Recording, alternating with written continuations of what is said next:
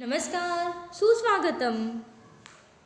BA BSc second year 4th semester SL Hindi के अंतर्गत आज हम हरिशंकर परसाई द्वारा लिखित कर कमल हो गए नामक बहुचर्चित व्यंग्य विधा से संबंधित रचना का अध्ययन करेंगे। कल की तासिका में हमने रचनाकार हरिशंकर परसाई के व्यक्तित्व एवं कृतित्व पर विस्तार से चर्चा की है।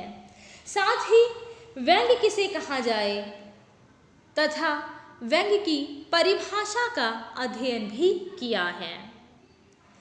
व्यंग्य अर्थात जब कोई साहित्यकार किसी व्यक्ति तथा समाज की दुर्बलताओं को, कमजोरियों को तथा कथनी और करनी के बीच के अंतर को भाषा के माध्यम से अभिव्यक्त करता है, तब वह रचना व्यंग्य विधा से संबंधित रचना कहलाती है। कर कमल हो गए इस रचना में भी रचनाकार हरिशंकर परसाई ने भ्रष्ट राजनीतिज्ञों का चित्रण किया है।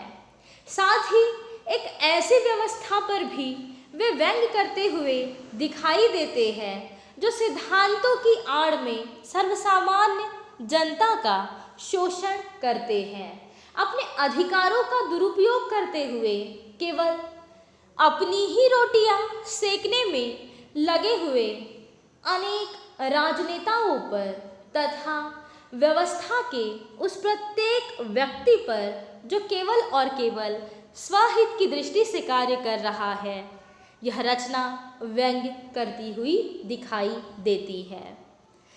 रचना का आरंभ कुछ इस प्रकार होता है। लेखक लिखते हैं कि पिछले महीने से अपने हाथ भी कमल हो गए हैं। कर शब्द का अर्थ है हाथ। कर कमल हो गए अर्थात बहुत बार किसी कार्यक्रम के लिए किसी व्यक्ति को बुलाया जाता है और उसे निमंत्रण देते समय निमंत्रण पत्रिका में लिखा जाता है कि अमुक अमुक व्यक्ति के कर कमलों द्वारा इस स्थान का उद्घाटन, अर्थात अमुक अमुक व्यक्तियों के द्वारा इस स्थान का उद्घाटन, ऐसी प्रचलित इस प्रथा पर यहाँ प्रहार करते हुए लेखक लिखते हैं कि पिछले महीने से मेरे हाथ भी कमल हो गए हैं। मेरे पास 3 कॉलेजों के समारोहों के निमंत्रण पत्र रखे हैं, जिनमें कहा गया है कि उद्घाटन इस अकिंचन के कर कमलों से होगा। यह मैं कर भी आया, अपने चरण कमलों से मंच पर चढ़ा, कमल नैनों से लोगों को देखा और कर कमल से फीता काटा तथा मुख कमल से भाषण दे डाला। उन लोगों ने सिर्फ हाथों को कमल कहा था, मैंने शरीर भर को कमल बना लिया। अर्थात उस भ्रष्ट व्यवस्था की ओर यहाँ लेखक संकेत कर रहे हैं जो दोहरे चरित्र को जीते हुए दिखाई देते हैं। आगे वे लिखते हैं कि ऐसा देवताओं का होता था। राम के तो नाखून तक कमल के थे। देवताओं का एक काम भी मैं करता हूँ, आकाशवाणी करता हूँ, अर्थात रेडियो से बोलता हूँ और रेडियो का हिंदी नाम आकाशवाणी है। यो मैं विनोबा भावे से ज़्यादा गांधी जी के रास्ते पर चलता हूँ, क्योंकि जिस रास्ते से रोज़ निकलता हूँ उसका नाम ही महात्मा गांधी मार्ग है। यहाँ पर लेखक एक ऐसी व्यवस्था पर प्रहार कर रहे हैं जो महापुरुषों के विचारों को अनदेखा कर केवल किसी रास्ते को किसी महापुरुष के नाम से ही अभिहित किए जाने पर अपने जीवन को धन्य मानती है। अर्थात वर्तमान समय में भी ऐसे राजनेताओं को देखा जाता है जो महापुरुषों के विचारों पर चलने की अपेक्षा, उनके विचारों को अपने जीवन में लाने की अपेक्षा केवल किसी मार्ग को या किसी स्थान को उस महापुरुष के नाम दिए जाने पर ही संतोष व्यक्त करते हैं।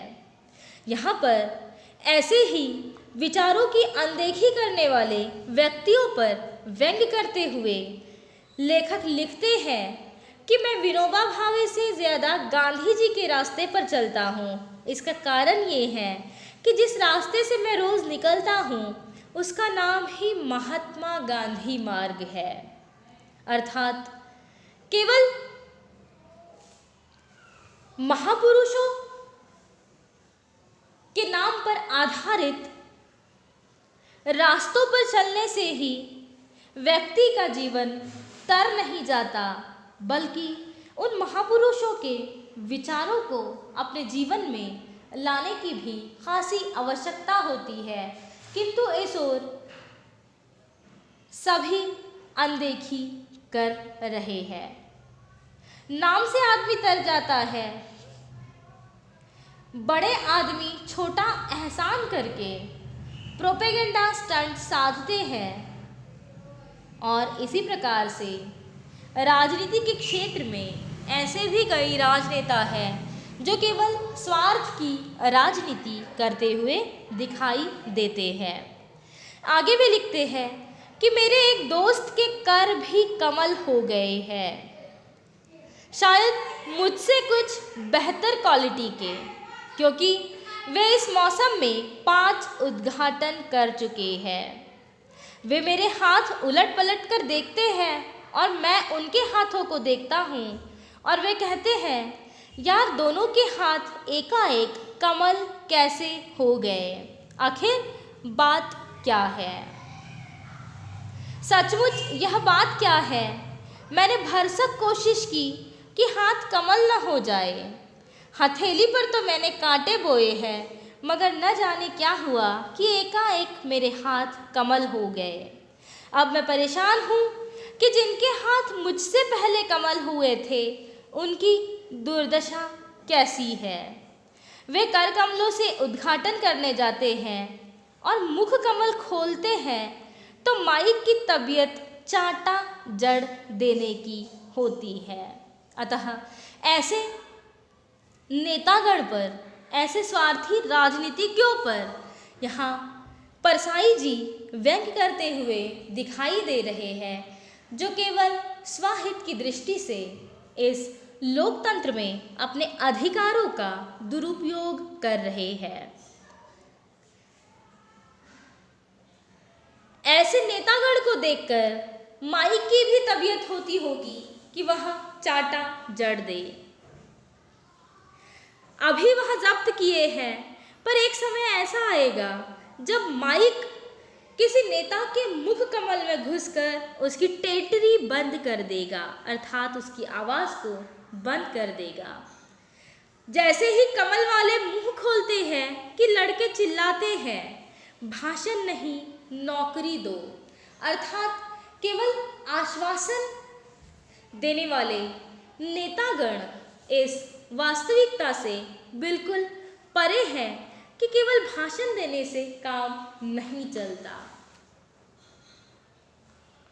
नेता कहता है कि यह देश तुम युवकों का है, तो लड़के चिल्लाते हैं बकवास बंद करो। वे कहते हैं इस देश का तुम्हें निर्माण करना है, तो लड़के कहते हैं चुप रहो। वे कहते हैं हमें तुमसे बड़ी आशाएं हैं, तो लड़के चिल्लाते हैं, फिर घेराव, नारे, जूता फेंक और कभी पिटाई भी। ये लोग अब कॉलेजों में भी जाने से डरने लगे हैं, क्योंकि उद्घाटन करने वालों का टोटा पड़ने लगा है। जूता मारने के लिए तो एक ऐसा स्वार्थी व्यक्ति चाहिए ही। अब मुझ जैसे लोगों के कर कमल बना दिए गए हैं। सार्वजनिक जीवन में एक ऐसा वक्त आता है जब आदमी कमल हो जाता है और फिर एक ऐसा समय भी आता है जब उसी कमल पर जूते पड़ते हैं। अर्थात यहाँ पर कमल भ्रष्ट व्यक्ति तथा भ्रष्ट प्रशासन व्यवस्था का प्रतीक है। लेखक हरिशंकर परसाई प्रतीकात्मक रूप में समूची सामाजिक व्यवस्था पर ही व्यंग्य करते हुए दिखाई दे रहे हैं। उस व्यवस्था पर जिस पर व्यक्ति, समाज तथा देश की प्रगति निर्भर है। किंतु व्यवस्था ही यदि भ्रष्ट है तो फिर प्रगति की ओर कैसे बढ़ा जा सकता है? यह महत्वपूर्ण प्रश्न कर कमल हो गए इस रचना के माध्यम से उभरकर सामने आता है। भ्रष्ट राजनीतिज्ञों का चित्रण करने के साथ साथ लेखक भ्रष्ट प्रशासन व्यवस्था पर भी व्यंग्य करते हुए दिखाई दे रहे हैं। एक घटना का, एक प्रसंग का उल्लेख करते हुए वे लिखते हैं कि अखबार में यह जिनका चित्र है उनके हाथ पिछले 15 सालों से कमल है। अर्थात ऐसे कई उद्घाटन समारोहों का वे महोदय हिस्सा बन चुके हैं, किंतु वास्तव में समाज की, व्यक्ति की प्रगति के लिए उन्होंने कुछ भी विशेष नहीं किया है। इस प्रकार से सैकड़ों निमंत्रण पत्र इसके प्रमाण हैं कि यह व्यक्ति पिछले कई वर्षों से सामाजिक कार्य की आड़ में व्यक्तिगत स्वार्थ को साधते हुए दिखाई दे रहे हैं। लेखक कहते हैं कि कल ही एक विश्वविद्यालय में एक महोदय अच्छी बातें कहते हुए पिट गए। आजकल मैं देख रहा हूँ कि बात कहने वाला अधिक पिट रहा है। वह अच्छी बातें कहने का हक किसी को लोग देना नहीं चाहते।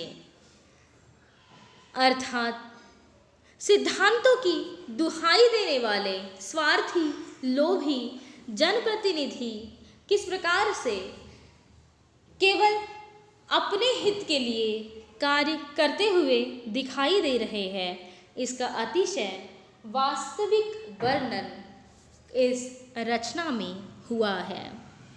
कल की तासिका में हम पुनः इस रचना पर विस्तार से चर्चा करेंगे।